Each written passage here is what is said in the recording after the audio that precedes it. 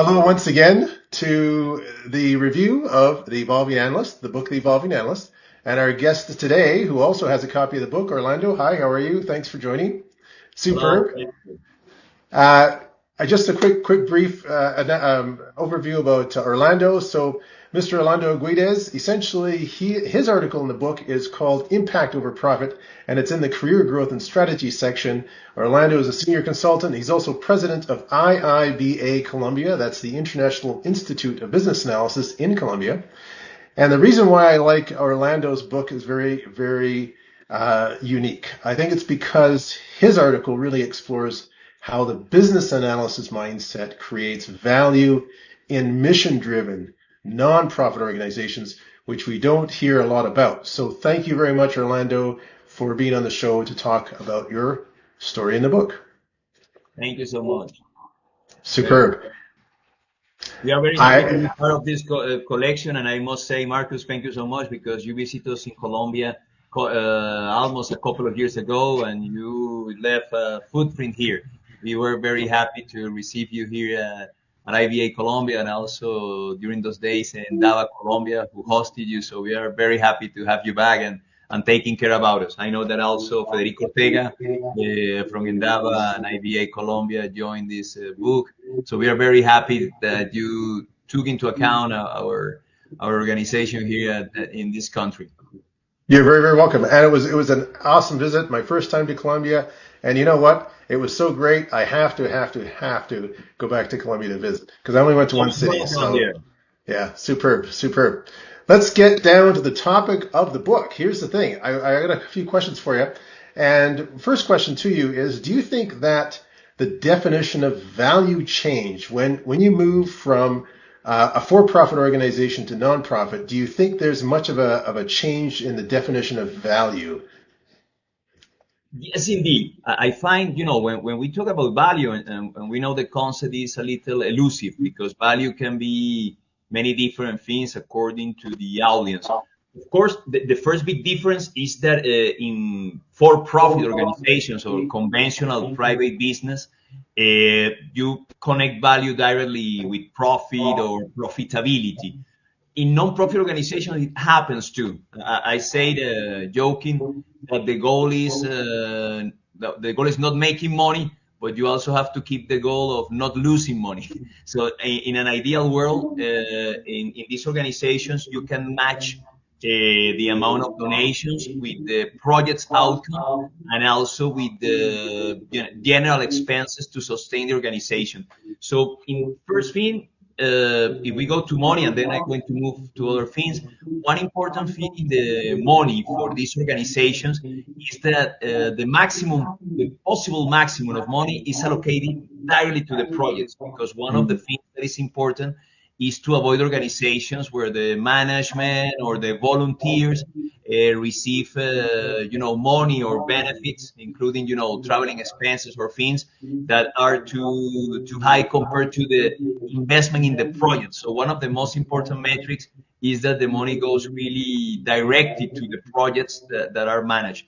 In my case, I have the fortune to work for almost 10 years in one local foundation, Fundación Oro Molido, that helps to develop cultural programs in rural areas of Colombia, rural areas where there is presence of coffee production and coffee business.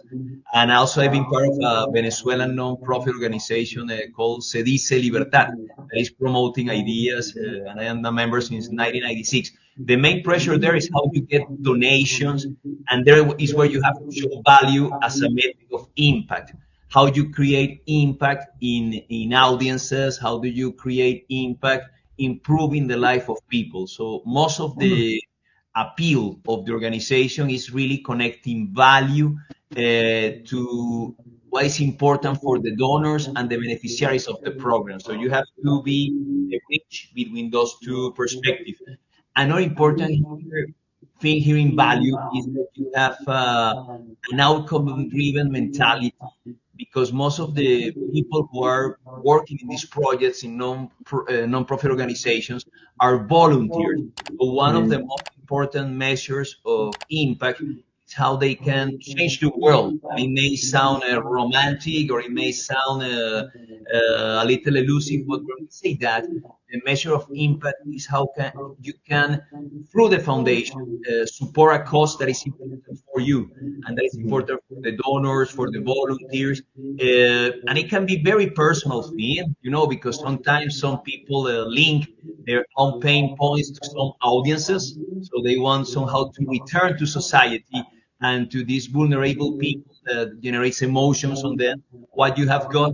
And I also connect it with purpose, so in these organizations, I will summarize saying that first, money is still important. It's important to have present this. The idea is to optimize the use of money and allocate as much as possible to projects that cause real impact. And also, another important thing is how the value is connected with purpose and with a missionary approach that all the people involved in this organization have. And finally, and that is what I mentioned, the side of the allocating the money to the projects. It is important to have in your mind the value of compliance and proper disclosure of information, because this sector can be perceived as a way to avoid taxes, or as a way to disguise remuneration for the personnel of the foundation, or for the, in the case of family foundations, for the family members who run the organization. So in this case, it's very important to show value to society and also be very aware about the compliance. But I'm going to talk about that later. Awesome, awesome. That's fantastic. Yeah, there's something passionate about doing it for your own personal interest, or the interest of, when I say personal interest, what I mean is you just do it with a passion. There's no money involved. You just want to help people, right? So it comes from the heart. And some people will say that's rare. Some people will say that's very common. But it's hard when you're doing a 9-to-5 job, getting paid, to be able to also spend time helping people volunteer. So kudos to those people who can do it, like yourself. I think it's a huge, huge gift to the world and to the people who are gifted with it, right? Who benefit from it. Superb. So, is there any sort of unique challenge that you face, that BAs face, when working with volunteers instead of for-profit customers and employees?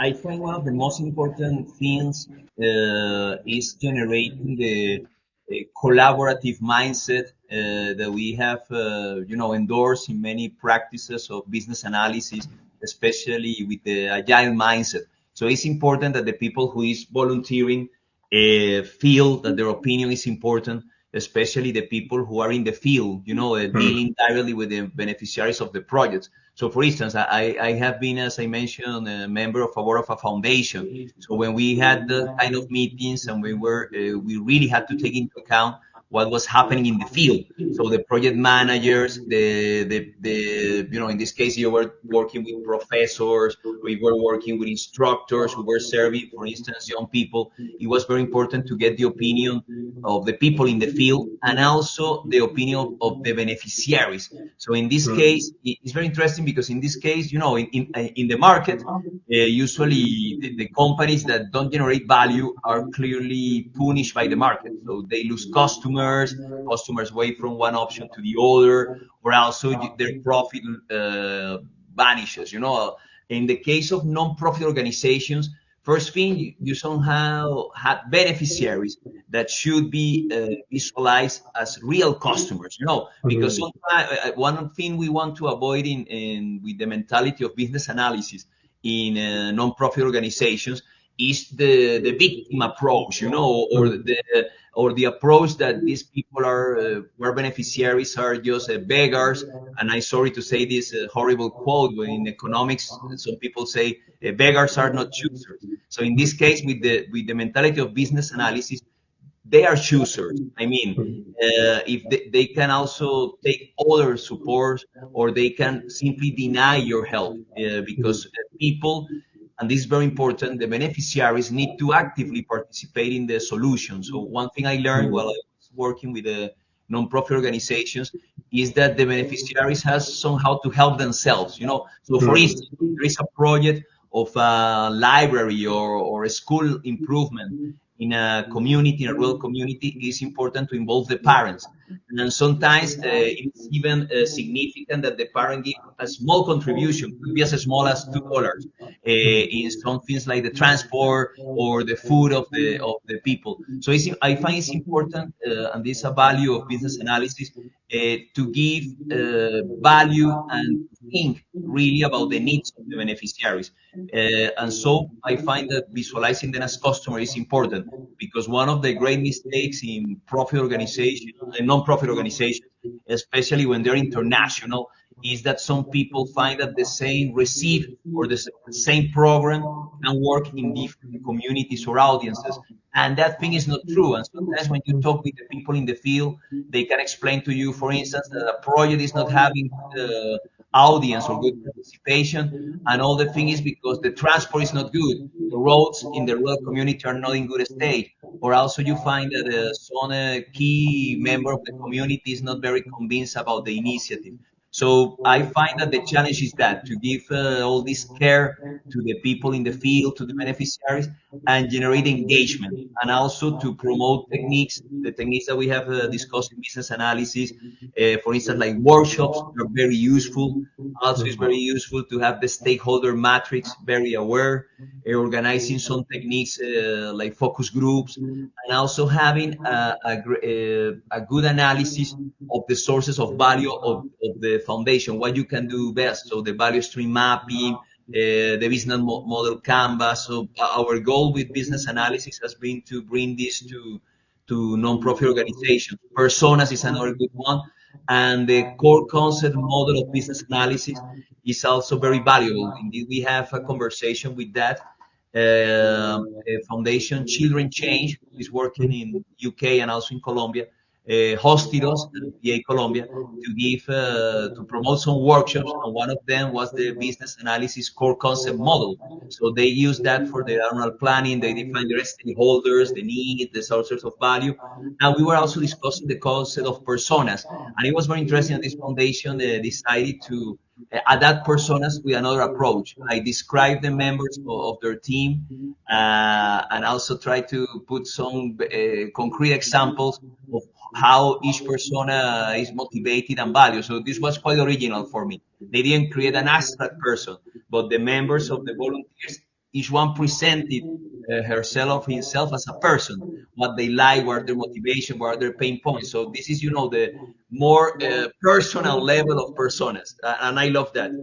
Any examples that you can share of how where you can focus on purpose or social impact and how that has changed how analysis was approached or changed how analysis was prioritized? One of the most important things is to align the projects with donors. So I find that in this non-profit world, the donors is a new category of stakeholders that is not usually that visible in profit organizations. In profit organizations, you have the management, you can have the shareholders, but in this case, the donor is one of the most important audiences. So when I describe that, sometimes the value of a project is related to how much support it can get from donors. So when you work with non-profit organizations and you care about donors, you have to think about what resonates with them, and also you have to take advantage of excellent governance.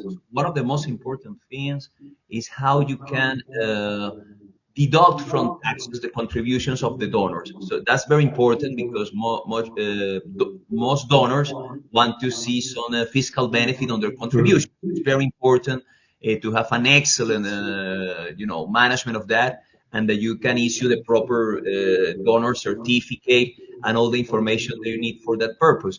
And also that the non-profit organizations can be smart enough to get donors not only from their own country but also from overseas. In Latin America, it's very important to find a way to organize support from donors abroad and get the fiscal benefit for them. So this solves different ways. Some organizations make alliances with organizations abroad. Some organizations register in other countries. That can make the structure more expensive. So I will bring attention to the case of donors and how you can connect the value of project with donors. The other thing is that in some cases you have to be very realistic, and it happened to me in one of the organizations I served. There were some musical programs offered to the rural communities.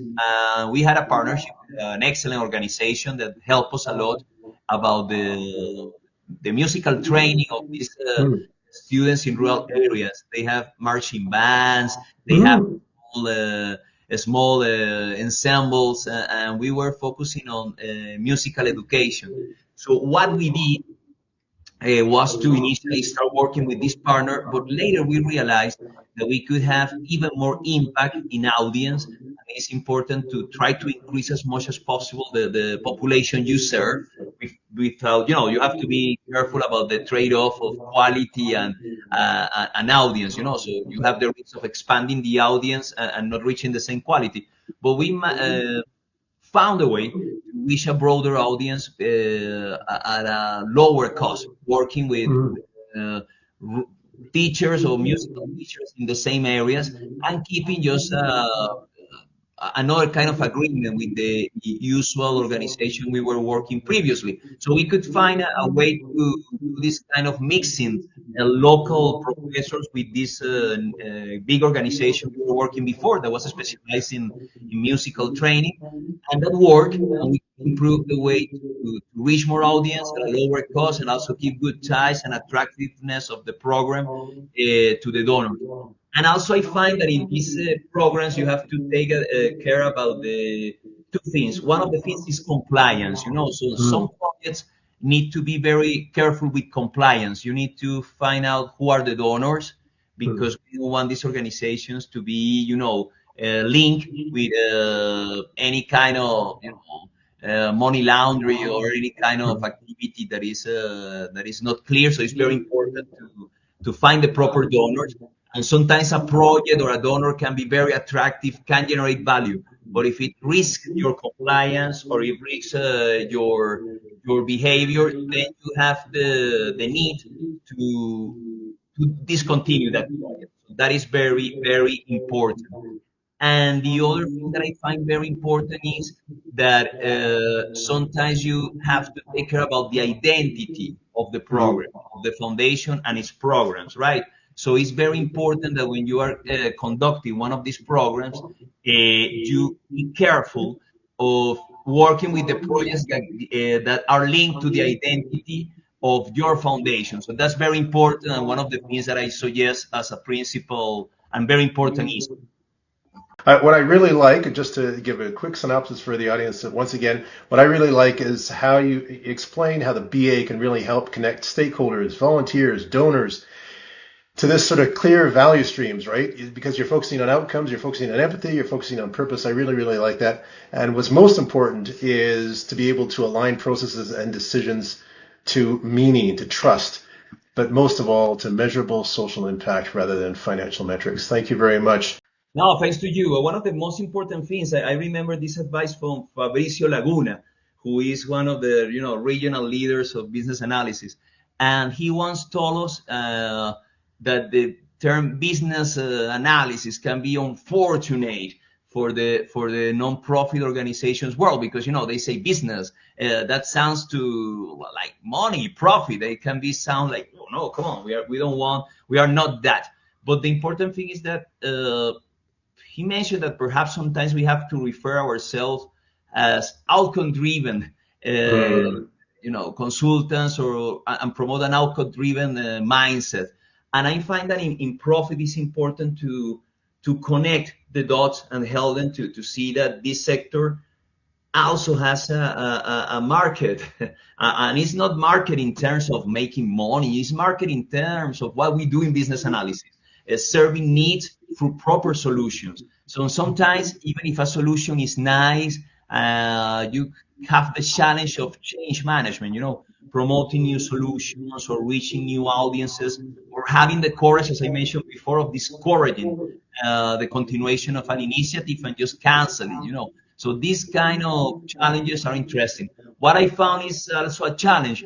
Well, most of the business analysts who work this, and I know in Canada, I know some IBA chapters that has worked with these organizations, of volunteers. It's also interesting to see how you can bring our mindset of business analysis to these organizations directly, because some of these organizations are already served by organizations specialized in non-profit sector. And there are different organizations doing that, even enterprise organizations. So one of the challenges I found is that we business analysts perhaps cannot be sometimes entering directly to the public we want to serve, but we need to be allies of these global organizations that sometimes are linked to, social initiative of enterprises, or can be also official organizations or global organizations. So perhaps we need to enter through them to these audiences, because it happened to me, for instance, with a foundation in my homeland, Venezuela, that they told me, thank you very much, but we already have a sponsor for that. Have this foundation, I'm not going to say any name, but a big foundation who is already supporting us. And I also had the same issue with another organization. Oh, thank you so much for your help, but we already have an organization helping us with the annual plan. So I find that perhaps trying to promote the business analysis in consultants that are already specialized in nonprofit can be helpful in some cases, instead of reaching them there directly. So I find that is some part of the experience we have had, and I will love that this lovely book you bring to us help us to get more experiences from other countries. I find that also the regulation of nonprofits can be a challenge, because in some countries it can be funny. But for instance, in this country, in Colombia, you can pay taxes even being a nonprofit organization. So there are some, stamp duties, for instance, that you need to pay, or some annual duties that you need to pay, even if you're not a profit organization, licenses and that thing. You are also watched by a supervisor that is specialized in non-profit organizations. So you have to be very careful with your accounts and all that. And it's important that these organizations do not generate a profit.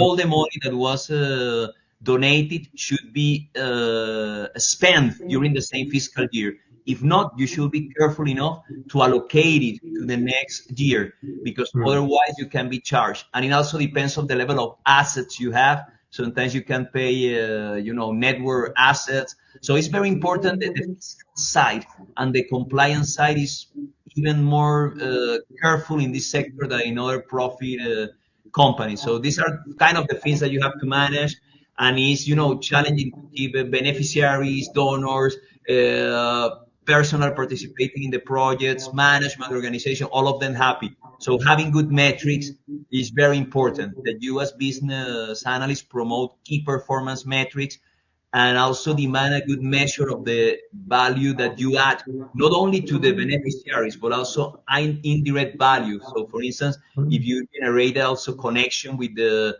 parents of the children, or with some schools, or local organizations, you have the challenge that you can prove that your programs have a wider scope than just the beneficiaries, and include that kind of metrics. So, sorry if I talk too much about this, but it's passionate, and I am sure that there are people around doing very good things about this, and they can enhance our mentality. So I am just happy that through this book and contribution, and from IIBA Colombia, we put the challenge of, let's take into account the non-profit organizations, and we could even bring this topic to the annual meeting we had in the Latin American chapters that we had in Mexico in November 2024. IBA Mexico hosted us. We could talk about this topic. So, it's passionate, and I was very happy. And, it made my day that one member of the audience, who is a cultural manager, she works in the culture sector, related with all arts, museums, theaters. She said, you made my, I love your conference. And this is the thing I do every single day. So it was very happy that she brought this feedback to us in the audience, that show us that we could be in the right path.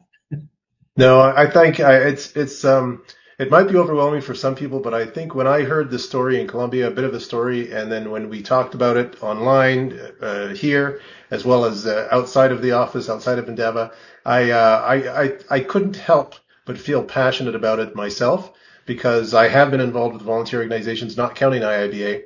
And I think there's something about it. I think there's something about helping people that that is near and dear to my heart, certainly near and dear to your heart. And kudos to you for doing what you do. Many thanks. It's huge. Oh, thanks to you for sharing these things, and I hope this space help us to bring more people to tell their experiences. I'm sure that we have not only, sometimes we have also this preconception that these non-profits are essentially for for some regions that has less income or than other regions. But you have many important programs in societies that are affluent. And I also mentioned the case in Venezuela, for instance, of the local young orchestras. We have this beautiful program of having kids exposed to playing music since the very early age. There was a program created by the Jose Antonio Abreu in Venezuela in 1975. And it's glad to see that initiative has extended worldwide. And you know that Maestro Gustavo Dudamel, for instance, is one of the most celebrated outcomes of that project. Is a great conductor and musician. And Wow. that in this, and that came from Venezuela, who is today used for other teams. So it is beautiful that initiative that has state support in Venezuela could be exported to other countries, and in some other countries, including Britain, and even organizations like LA Young Orchestra and all that, has taken this model as a reference to implement their own musical systems or educational systems in countries that are also advanced countries, advanced economies, but where you still have problems of poverty, because poverty is not limited only to poor countries. So that is important. Yeah, and it's not, and poverty is not immune to business analysis either. So that's good to know too. Yeah, it's not immune from it. And business analysis, the way you describe it, needs and benefits, and the stakeholders and the benefactors and also and the beneficiaries, the donors as well. All these people need to be able to come together in a cohesive unit with good leadership to be able to function just like any other business, except it's not for profit, right? So I think that's awesome. Correct. I think that's awesome. Thanks, Emil Orlando. It's always a pleasure speaking to you. I like to sit back and listen to what you have to say. I think this guy, he makes business analysis true and true of what it should be. Thank you so much. And you encourage us to do it. And thank you so much for sharing our work. Love to see you. And I hope You're more welcome. the people go by to do it. Thank you so much. Will do. You're very welcome. Thank you.